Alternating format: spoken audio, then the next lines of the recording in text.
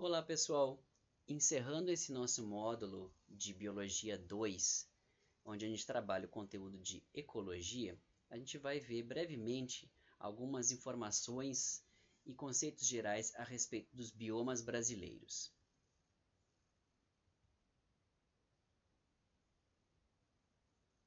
Bom, primeira coisa que a gente tem que deixar claro é o conceito a respeito da expressão bioma, né? Nós temos biomas espalhados pelo mundo todo, né, característicos de regiões diferentes do nosso planeta, assim como nós também temos representação desse tipo de estrutura aqui no nosso país, um país continental, né, então de grandes proporções, então é fácil de se imaginar que nós vamos ter ao longo do nosso país, que cobre regiões muito distintas, né? Regiões tropicais, né? Que são atravessadas pelo Equador, até regiões, né, subtropicais, quase temperadas, no extremo sul, onde nós temos temperaturas abaixo de zero, é de se imaginar que nós vamos ter biomas muito diferentes ao longo desse país, né? Então é isso que a gente vai ver hoje. Mas o que é um bioma, então? É um nível organizacional, né, em conceito de ecologia, que fica acima do ecossistema. Então nós vimos que população, recapitulando, população é um conjunto de indivíduos da mesma espécie, né? Depois nós temos a comunidade, onde temos um conjunto de populações. Então nós temos os organismos vivos de diferentes espécies que estão dividindo um mesmo habitat. Depois nós vamos para o conjunto de o conceito de ecossistema, onde nós temos o conjunto de a comunidade que vive naquela região, mais as características abióticas daquela região. Então, além dos indivíduos, né, dos seres vivos que estão naquela região, nós também temos e levamos em consideração os fatores abióticos. Então, a gente vai levar em consideração o solo, a quantidade de água disponível, umidade, os ventos, a quantidade de sol que chega nesse local. Tudo isso entra em consideração no sistema, quando a gente considera o ecossistema. E o que é o bioma, então? É o nível que está acima do ecossistema. Então, é um conjunto de ecossistemas. Bueno, se nós vamos imaginar que um bioma é um conjunto de ecossistemas, nós já podemos imaginar uma questão importante ali que diz aqui, ó, o bioma não é uniforme, tá? Então, o bioma vai ser uma grande região com características gerais similares, tá? Mas nós podemos ter ecossistemas bastante diversificados dentro de um bioma. A gente pode ter dentro de um bioma uma característica comum, né, importante, mas ao mesmo tempo grandes diferenças que vão formar o que a gente chama de fisionomias que o bioma vai apresentar. Então todos os biomas vão ter, em geral, mais de uma fisionomia. Fisionomia é como a gente imagina a própria palavra fisionomia, a cara que o bioma apresenta, tá? Então uma determinada formação vegetal, que é o que vai dar a cara do bioma, é a vegetação em si e não os animais propriamente ditos, né? Então as formações rochosas, junto com a quantidade de água que tem ali no local, mais a vegetação, é o que dá cara para o bioma, tá? E nós vamos ter daí para a fisionomia, né? Para essa fitofisionomia. E nós vamos ter mais de uma fisionomia dentro de cada um dos biomas. Isso a gente vai ver durante a aula, tá?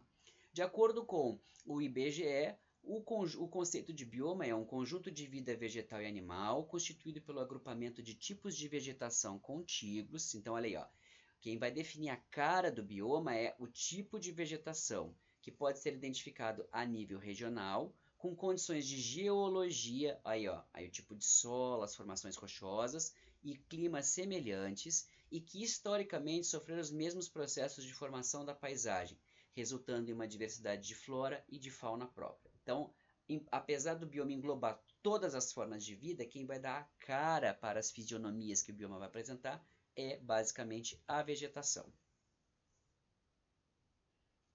Só para mostrar para vocês aqui os biomas mundiais, tá? A grosso modo, nós caracterizamos alguns tipos de formação, né, ecológica que acontecem ao longo do planeta. E basicamente elas são baseadas no tipo de vegetação que ocorre ali. Por quê? O tipo de vegetação que ocorre vai ser resultado do tipo de solo, do tipo de clima, tá? Ao passo que o tipo de animais que vão ocorrer ali vão ser o resultado do tipo de vegetação que tem no local.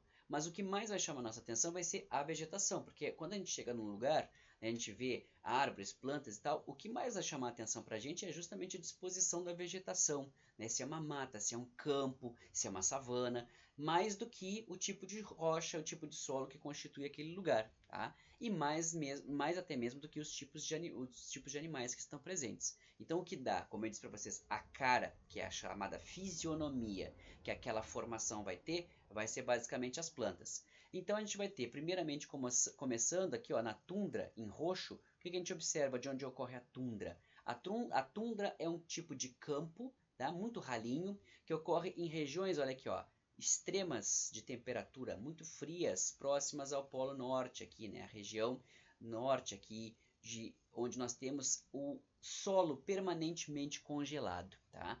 Embaixo do solo nós temos uma camada chamada de permafrost. Ela está permanentemente congelada, por isso que não sustenta uma formação de vegetação robusta. Árvores não vão ocorrer nunca nesse lugar porque o solo está congelado poucos centímetros abaixo da camada superficial. Então não dá para uma árvore estender as suas raízes nessa região. Por isso que a gente chama essa região de permafrost logo ali abaixo e nunca vai conseguir sustentar uma vegetação muito robusta.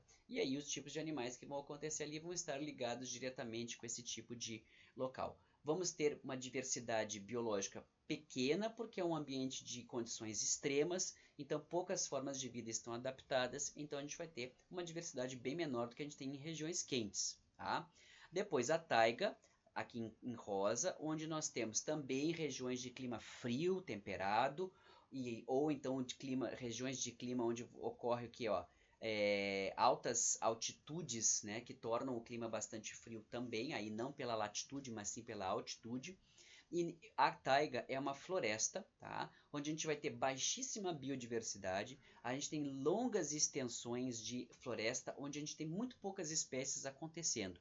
Tá? Como por exemplo na Sibéria, essa enorme região aqui da Rússia, ó, onde nós temos gigantescas florestas de pinheiro, onde a gente tem poucas espécies de pinheiro cobrindo enormes áreas em extensão. Tá? Baixa diversidade porque a gente já tem ali o permafrost não está mais presente, já tem a capacidade de sustentar o crescimento de uma árvore, mas as temperaturas continuam muito extremas, então não é todo tipo de forma de vida que se adapta. Então nós temos baixa riqueza e temos uma dominância ecológica muito grande de poucas espécies. Tá? Depois, em verde aqui, as regiões onde ocorrem as florestas temperadas, e aí a diferença da taiga para as florestas temperadas é que nós vamos ter menos frio, condições menos rigorosas de inverno, né?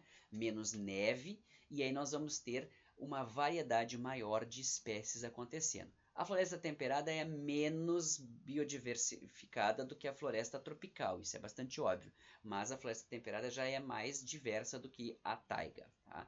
Depois nós vamos ter as florestas tropicais, aqui nessas regiões em vermelho, aí observem que são regiões quentes do planeta, que é onde ocorre a maior biodiversidade do nosso planeta.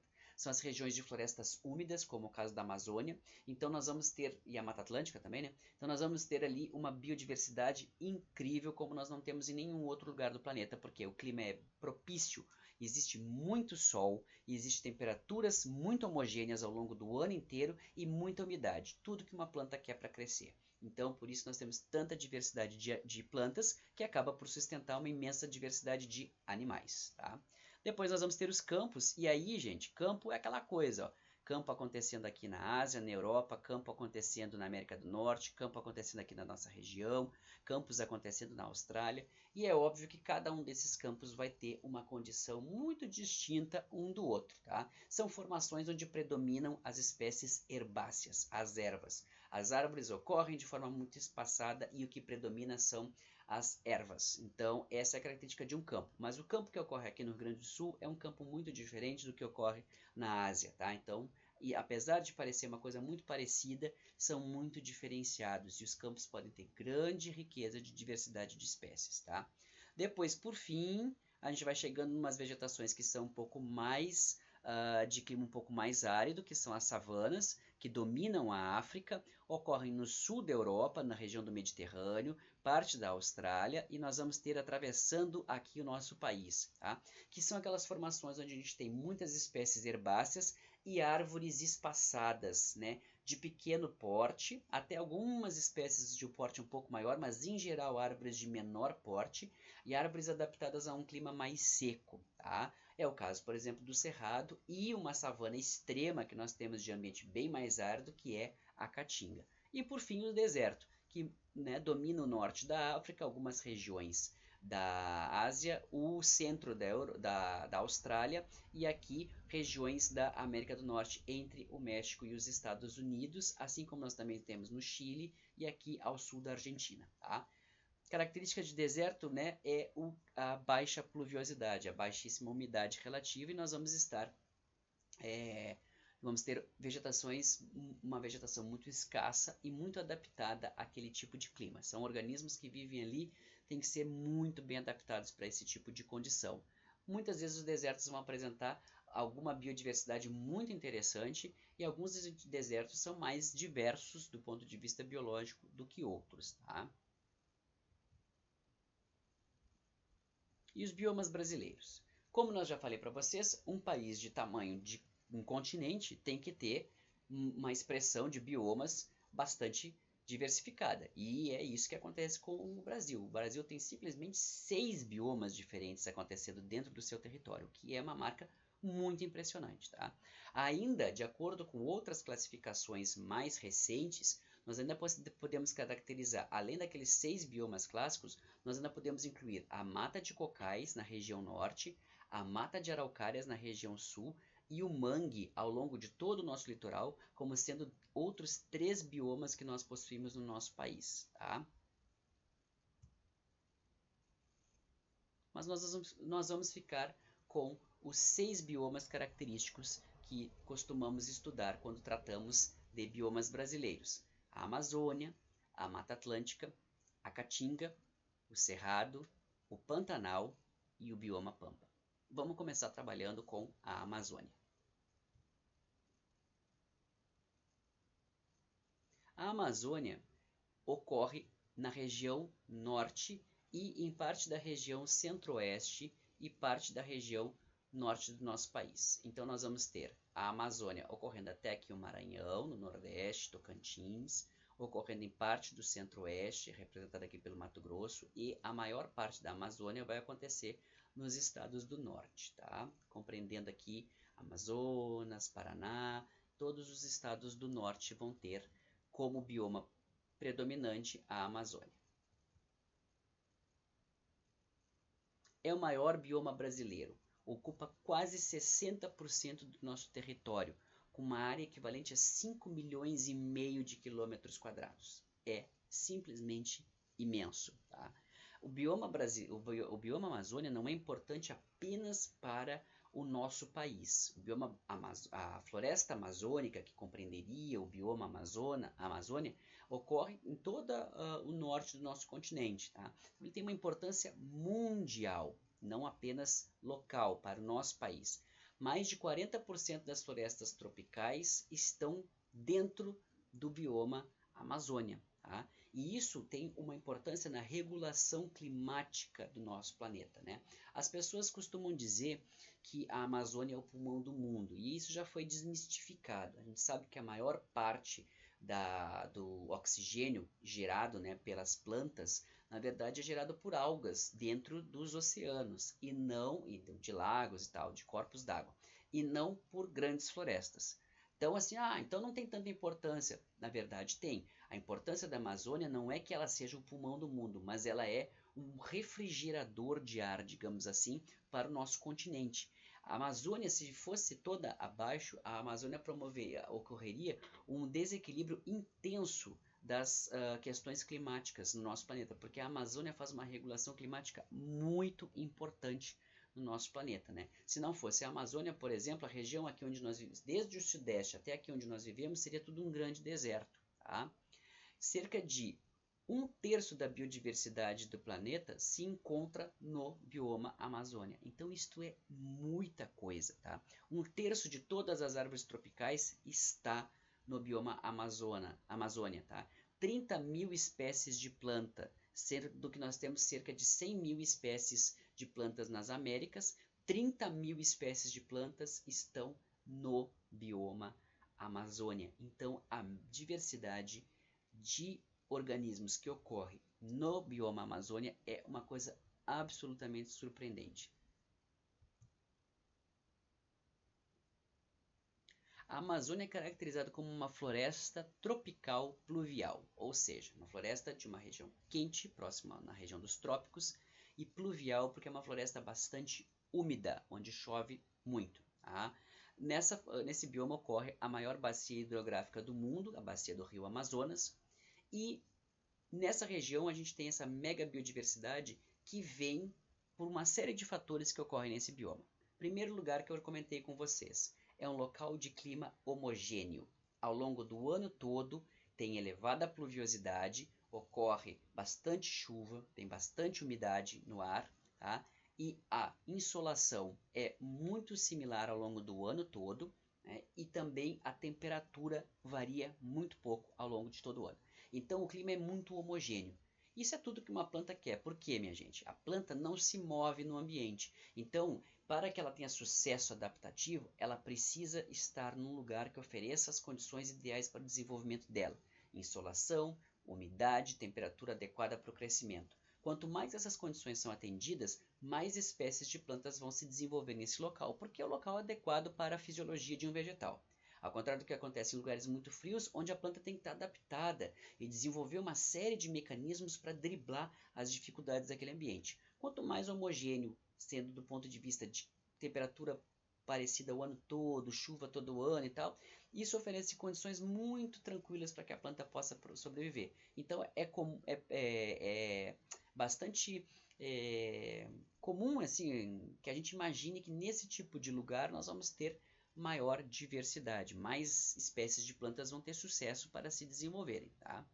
Nós temos também nesse lugar muitos rios, então nós temos ao longo do ano, na época das chuvas, esses rios enchem, transbordam às vezes, se for uma região de planície, transbordam por muitos quilômetros. Se for uma região um pouco mais íngreme, eles vão transbordar até as beiras desses rios e vão encher longas áreas de muitos nutrientes que estão dentro desses rios. Tá? Então, isso aí vai fazer com que a gente tenha uma grande quantidade de nutrientes que vão possibilitar o desenvolvimento das espécies dentro desse bioma. Aí aquela velha pergunta que muito é feita, né? O solo da Amazônia é pobre? E realmente a gente chega à conclusão que o solo da Amazônia não é um solo muito bom, tá? Para o desenvolvimento dos vegetais. Então a gente fica na dúvida, como que pode um solo que não é um solo bom, não é um solo tão nutritivo, sustentar todas aquelas formas de vida, tá? A gente tem lá na Amazônia uma condição em que a elevada quantidade de chuva que acontece ao longo do ano, que são chuvas torrenciais, promovem a lixiviação dos nutrientes do solo, fazendo com que esses nutrientes vão para regiões mais profundas do solo, onde muitas vezes não estão disponíveis para o estabelecimento dos vegetais, né, nas primeiras fases de desenvolvimento dos vegetais. Tá? Então, geralmente nós vamos ter que os solos férteis ficam próximos aos rios, porque nessa região, como eu já tinha comentado, ocorrem as cheias, então muito nutriente é carregado para essas margens dos rios.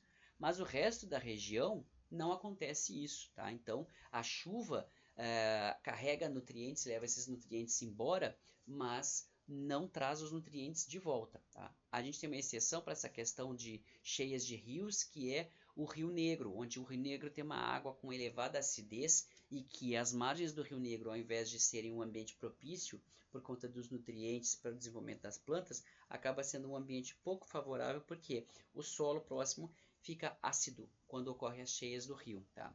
Estima-se que apenas 14% dos solos da Amazônia sejam próprios, por exemplo, para a agricultura.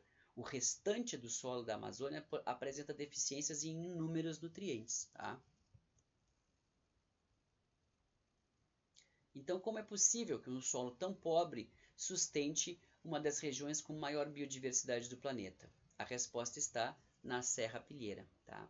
A serrapilheira é que nem esse rapaz aqui está fazendo a pesquisa de avaliação de serrapilheira com essa rede aqui, ó. A serrapilheira é tudo que cai da parte de cima da floresta no solo, tá? Então são folhas, galhos, frutos, flores, todos esses materiais biológicos, né, pedaços de planta que caem no solo e que vão fazer o quê? Serem decompostos por micro-organismos que estão presentes nesse solo, até se transformarem em simples moléculas de baixo peso molecular, né, pedaços de proteína, né, substâncias nitrogenadas como amônia, nitratos, nitritos, que a planta, que não, como nós já vimos, são possíveis de serem absorvidos por outras plantas, pelas suas raízes, né, substâncias com enxofre, substâncias, né, com magnésio, todas essas substâncias que a planta necessita e que podem ser absorvidas depois pelas raízes dos vegetais que estão em crescimento. Então, o que sustenta a biodiversidade da floresta é a própria floresta e não o solo da Amazônia. Dessa forma, se nós derrubarmos a floresta para implementarmos uma monocultura, nós vamos ter, dependendo da região onde isso vai acontecer, viabilidade limitada para essa cultura. Por quê? Se nós escolhermos uma região de solo que não é que não tem disponibilidade de nutrientes e que só está ali presente a floresta porque a própria floresta sustenta o crescimento dela, nós vamos derrubar essa floresta, nós vamos ter um solo pobre. E ao implementar a nossa cultura, nós vamos ter que fazer o uso de muita adubação para poder possibilitar que essa cultura se estabeleça e vá para frente nessa região. Tá? Então, o solo da Amazônia não é adequado para atividades agrícolas. Por conta disso, grande parte do solo, a maior parte do solo, não é um solo rico.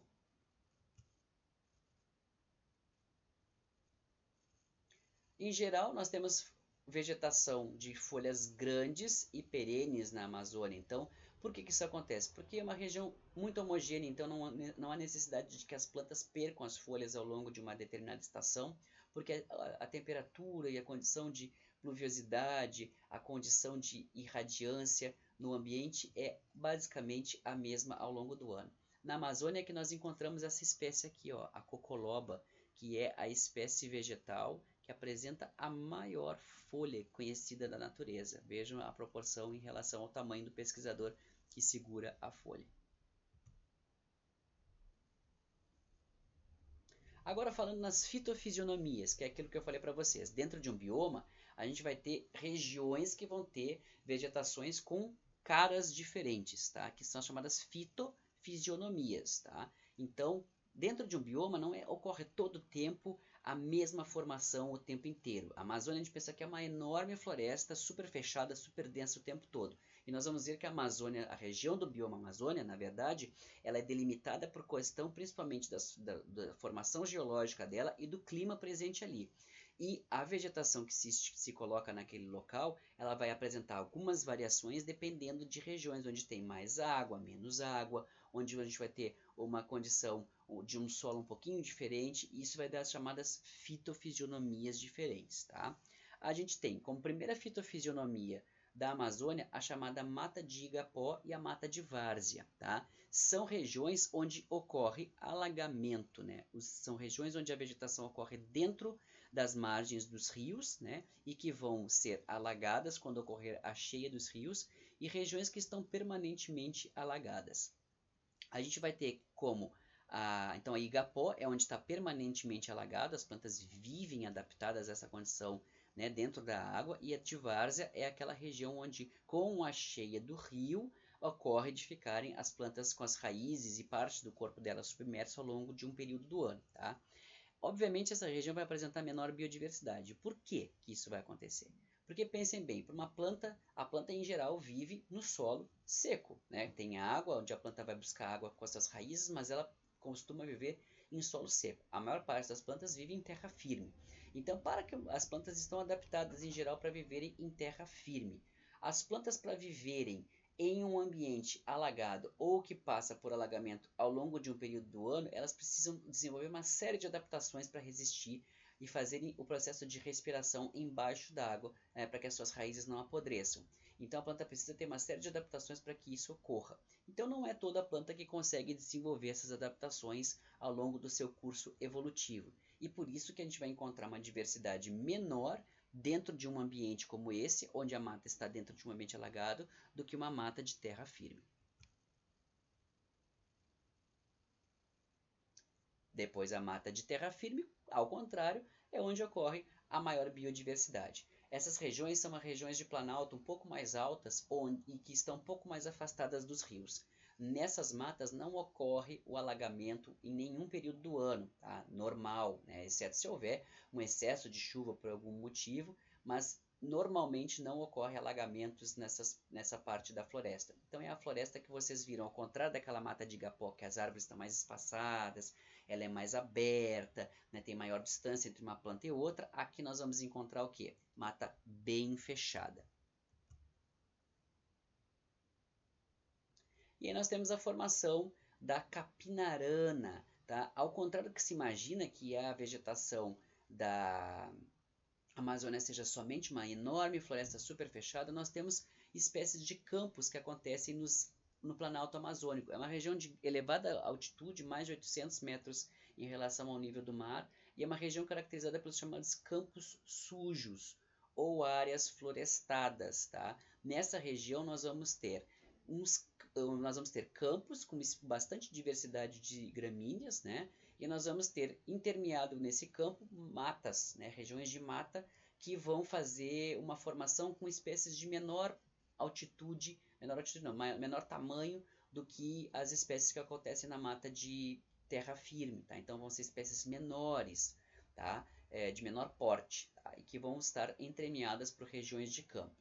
Nessa região nós encontramos facilmente também, aqui ó, como mostra a imagem aqui acima, a mata de bambus, onde nós temos formação com algumas arvoretas e tal, mas predominando a formação com bambusais.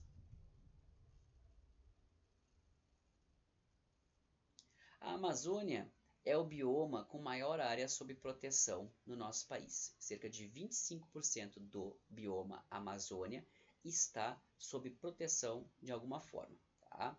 Estima-se que cerca de 20%, apesar de 25% do bioma estar protegido, estima-se que cerca de 20% da área original da Amazônia já veio abaixo. Tá? E isso nos dá uma informação bastante preocupante. Por quê? Lá na década de 70, alguns estudos feitos pelos pesquisadores, pelos ecólogos, estimavam que a gente encontrava o chamado ponto de inflexão da Amazônia de cerca de 40%. O que quer dizer esse ponto de inflexão? O ponto de inflexão é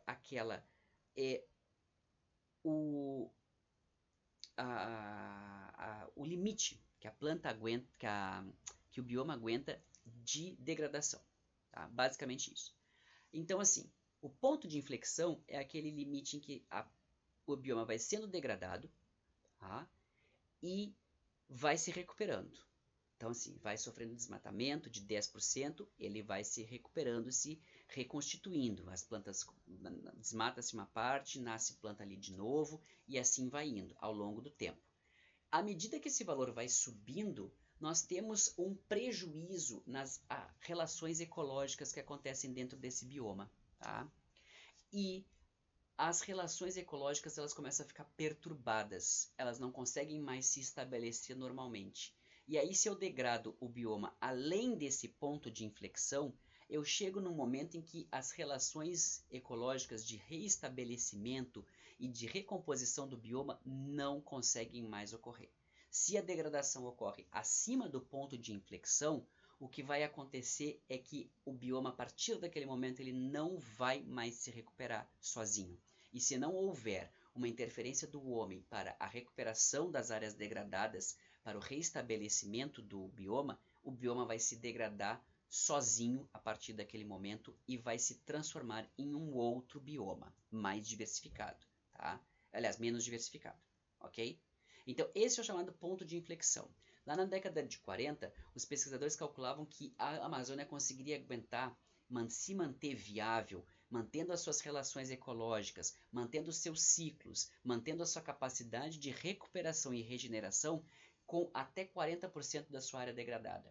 Os estudos mais recentes, já na década de 2000, 2010, mostram que esse ponto de inflexão ele é muito menor do que se imaginava. Simplesmente metade, em torno de algum valor entre 20% e 25%.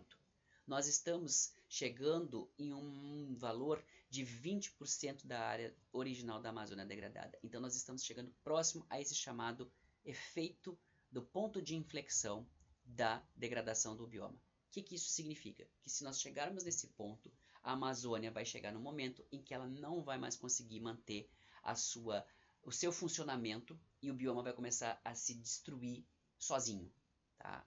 As relações ecológicas vão deixar de acontecer, os processos de polinização, de germinação de sementes, né, os processos de recuperação das áreas degradadas, as sucessões ecológicas, elas vão deixar de acontecer e a Amazônia vai se degradar e não vai conseguir se recuperar. E aí a tendência é que a Amazônia vire, na verdade, um grande campo do tipo savana, uma savana onde nós não vamos ter mais aquelas florestas muito densas, cheias de plantas e mega diversas, nós vamos ter um campo com árvores espaçadas na região que compreende a Amazônia. Tá? E isso vai ter efeitos drásticos, porque a regulação climática do planeta vai ser comprometida, principalmente os biomas que estiverem mais próximos da Amazônia. Né? Nossa região aqui, nós vamos sofrer muito com isso, porque nós vamos passar a ser praticamente uma caatinga se isso acontecer, porque muitas das chuvas que acontecem aqui na nossa região são decorrentes de formações de chuvas lá na Amazônia, então da umidade que vem da Amazônia. Então para nós isso vai ser crucial se isso acontecer. Tá? Falando em caatinga, aparece ela. A caatinga ocorre na região nordeste do país, está limitada à região nordeste, tá? Começando principalmente lá no Piauí e indo até próximo, né, do litoral da região nordeste, norte da Bahia. É o único bioma que ocorre exclusivamente no Brasil, tá?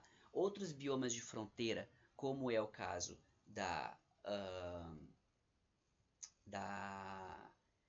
do Pantanal, que vai ocorrer lá no Paraguai também, nós vamos ter Pantanal, a Amazônia, que ocorre em todos os estados do norte, todos os países do norte do nosso continente, o bioma Pampa, que acontece na Argentina e no Uruguai. Então, a Caatinga é, na verdade, o único bioma que vai acontecer exclusivamente aqui no Brasil. Tá?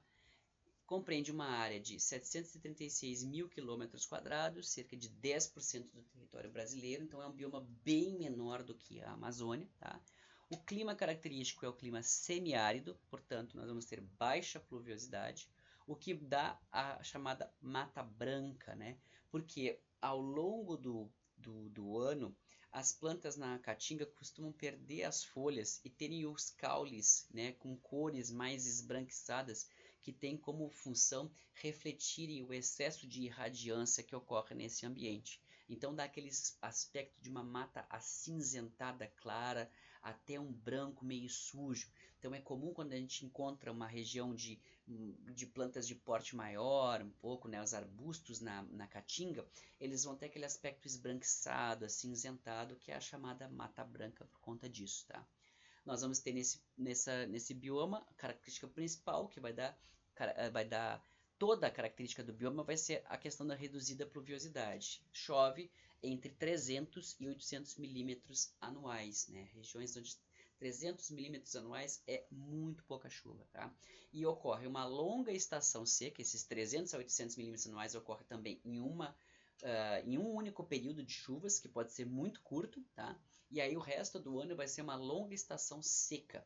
E para piorar, ainda existe irregularidade do período chuvoso. Não é todo o ano que ocorre a estação chuvosa. Ocorre em regiões da Caatinga de ficar sem chover por períodos acima de 2 anos. Então, realmente, é uma região de clima muito severo. Tá? A maior parte dos rios da região, eles acabam até secando na estação de estiagem, né? Rios, açudes, né? Todos esses corpos d'água acabam secando. E na estação seca nós vamos ter uma temperatura muito elevada. A temperatura do solo pode chegar até 60 graus. Então dá para a gente perceber que para as plantas viverem nessa região não é nada fácil e por conseguinte para os animais também não vai ser.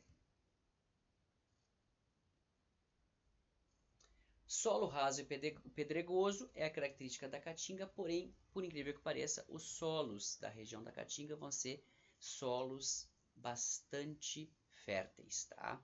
Aqui a gente encontra a diferença, gente, entre a estação chuvosa na Caatinga, vejam lá aquelas nuvens carregadas de chuva, trazendo, né, bastante água para a região, e a estação seca. Olha o que eu falei de mata branca, por ausência de folhas, né? A vegetação acaba perdendo folhas, a gente tem a formação da mata branca, porque os caules cinzas ou esbranquiçados vão dar a tonalidade da mata, né? E o solo também, muito exposto, acaba tornando tudo com um aspecto meio branco quando o sol bate aqui. E aqui a mata muito vistosa quando ocorre a chuva, né? As folhas verdes, toda a mata muito verdinha, né? Todos os processos acontecendo normalmente. Aqui, como característica da caatinga, nós temos a chamada vegetação xeromórfica. Tá? O que quer dizer isso? Ambientes xéricos, né? Regiões ou áreas xéricas são regiões de clima árido, né? Regiões secas. E os vegetais xeromórficos são aqueles que apresentam formatos adaptados à condição de seca. O que vai incluir esse tipo de adaptação? Vão ser plantas de pequeno porte, vão ser plantas de caules retorcidos, vão ser plantas que vão ter folhas grossas, tá? Folhas duras, vão ser plantas que vão ter espinhos. Qual que é a utilidade do espinho nesse caso? A planta que está verdinha, como é o caso, por exemplo, de uma árvore que vai ter as folhas verdinhas na época da chuva, ela vai ser alvo da ação de herbívoros. Então o que vai acontecer aí? A planta ela vai ter aquele pequeno período do ano onde ela está verde, cheia de folha e pode fazer fotossíntese e se reproduzir. Aí vai vir a bicharada e vai comer toda a planta. Então ela se arma de espinhos para evitar de ser comida nessa época, para poder evitar a herbivoria. Tá? Os cactos, que vão ser justamente as espécies que vão ser muito adaptadas a essa condição e que conseguem guardar água dentro do seu caule, vão ter espinhos justamente para evitar de serem presas para obter água, nesse caso, né? Os animais obterem água nessa caatinga, então ele se arma de espinhos para evitar de ser presa fácil. Apesar da condição muito limitada de chuvas e do clima ser bastante severo, a caatinga apresenta elevada biodiversidade e um grande grau de endemismo. O que é endemismo? Endemismo é quando uma espécie endêmica é uma espécie que ocorre exclusivamente num determinado lugar. Tá? Ela não tem uma distribuição ampla ao longo do bioma inteiro, por exemplo, ou ao longo de um país inteiro ou de um continente. Geralmente espécies endêmicas vão ocorrer em uma única localidade, tá? Ou num perímetro muito restrito de ocorrência. Tá? A espécie ocorre em Bagé, nos campos de Bagé, ou a espécie ocorre em algumas regiões ali ou 2 ou 3 formações ali da campanha. Tá? Isso é endemismo, tá? E isso ocorre muito na caatinga.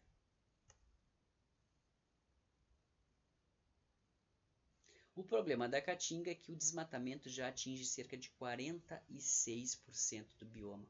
Então, praticamente metade do bioma original da caatinga já foi desmatado. E apenas 7,5% do bioma é protegido por áreas de conservação.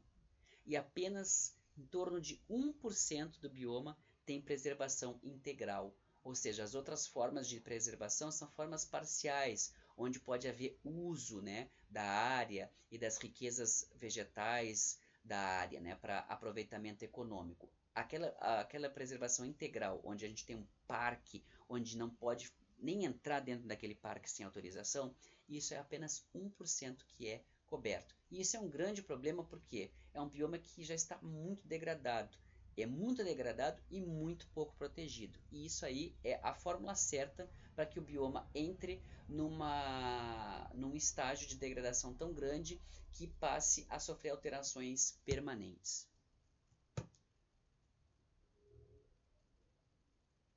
Cerrado.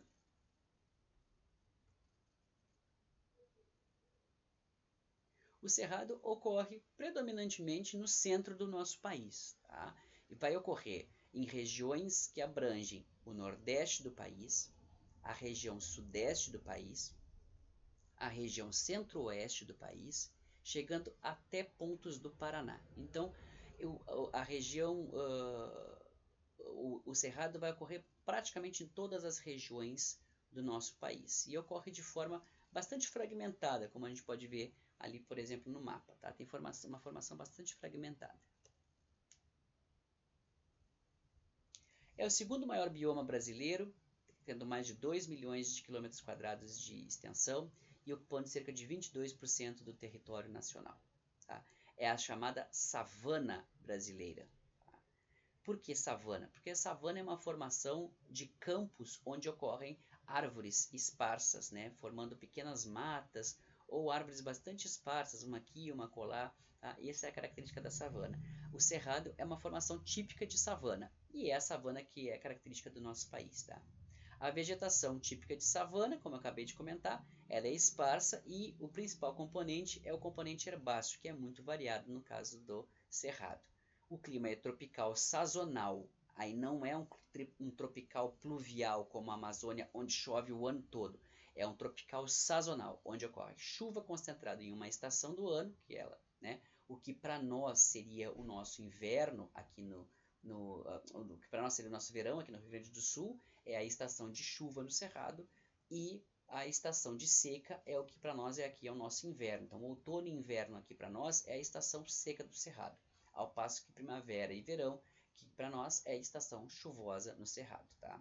E uma característica muito importante do Cerrado: na estação seca existe uma grande suscetibilidade a queimadas, queimadas de ocorrência natural, gente, tá? Por questão de raios que podem acontecer por conta de tempestades, onde às vezes ocorre a formação do raio, mas não chove, né? E aí a vegetação está muito seca e aí ocorrem as queimadas nessa região. Isso é uma ocorrência natural. A vegetação do cerrado, inclusive, é adaptada a essa questão das queimadas, mas a gente vai entender que existe uma diferença entre as queimadas naturais que ocorrem no cerrado e as queimadas criminosas que acontecem no cerrado.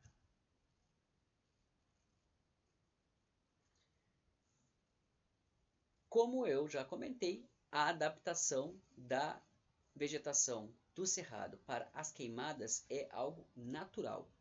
Não, porque as queimadas acontecem, como eu disse, né, para esses eventos de raios, vegetação muito seca, né, dias muito secos, muito pouca chuva, qualquer fagulha, qualquer coisa pode provocar uma queimada muito grande no cerrado.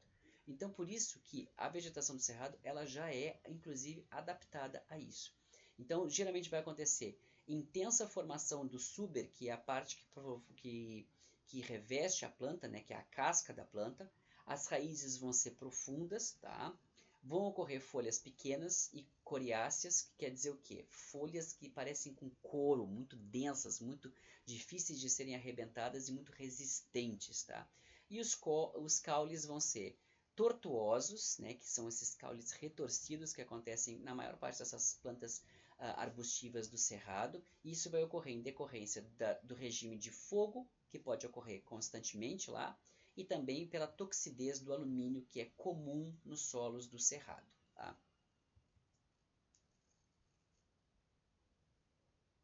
É importante a gente salientar uma coisa a respeito das queimadas, gente.